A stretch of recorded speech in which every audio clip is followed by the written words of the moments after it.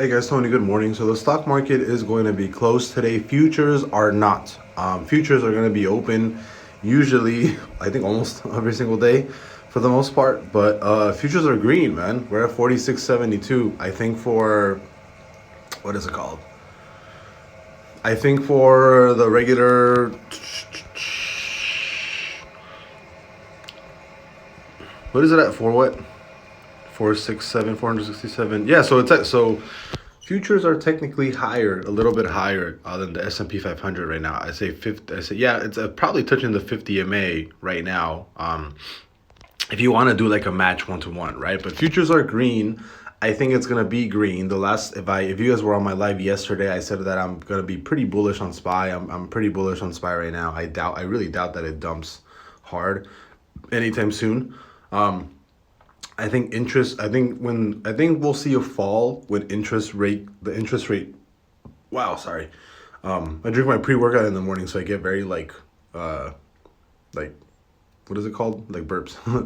But yeah, I think the only way we see SPY drop is if the interest rate hike happens prior to like late Q1, early Q2, which is when I think it's gonna happen.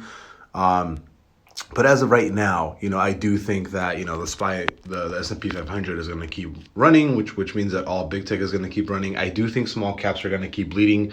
Like I said yesterday in my on my live, I do think small caps like GameStop, AMC, DKNG, PLTR, all that stuff, I do think those are going to keep bleeding, unfortunately. And I do think GameStop is going down to $100. I'll probably make another TA on that. But as of right now, I think we have this gap got filled. We don't need to keep that there.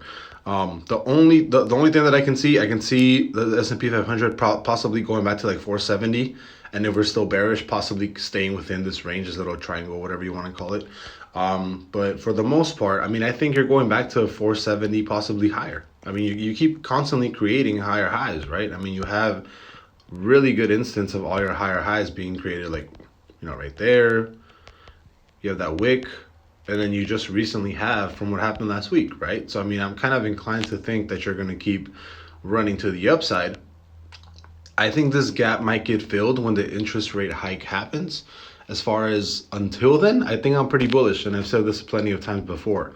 I was extremely bearish for a little bit, and then after the news came out of Jerome Powell basically saying that the interest rate hike was going to happen sometime this year, and more than likely it was going to happen a little bit later in this year. I'm assuming it's going to be late Q1, Q2, right? Which would give it a range of maybe late March, early April. But I'm bullish up until then. I really don't think the SPY is going to end up dropping all the way down to like 440, 453, even possibly even to fill this gap. The 4-hour looks like it's going to be bullish. The hour is bullish. The daily looks like it's going to start running to the bull side. So indicator wise, or at least TA wise, it looks like all the momentum is going to be, or is on the bullish side right now. So I'm inclined to think that the bull side is going to keep running, especially after you saw this big bounce off of trend right here, off of major trend. So, I'm inclined to think that it's headed back to 470, which kind of puts the the futures market a little bit more at ease, because we are retraced a little bit compared to the futures market, right? We are a couple of points behind. So yes, futures are green. I think we're going to keep being green for a while until at least the first interest rate hike happens. And then from there, we'll redo TA and see where everything is actually pushing. So I'll see you guys later. Have a great weekend. Bye-bye. Have a great Monday. Bye-bye.